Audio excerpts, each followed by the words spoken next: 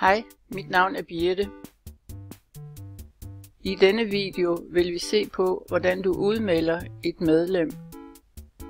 Gå til klubbens medlemsliste og find det medlem, der skal udmeldes. Klik på navnet, og profilen åbner sig. Klik på rediger-ikonet i højre hjørne. Vælg Rediger profil. Klik igen på rediger-ikonet i højre hjørne. Klik på Udmeld medlem. Så bliver du bedt om at indtaste datoen for udmeldelse. Den kan være plus minus 25 dage fra dags dato. Klik på Udmeld, og har du sat en senere dato ind som udmeldelse, så bliver medlemmet stående i klubben til datoen er nået. Er det en tidligere dato eller dags dato, bliver medlemmet meldt ud med det samme. Det var alt om at udmelde medlemmer.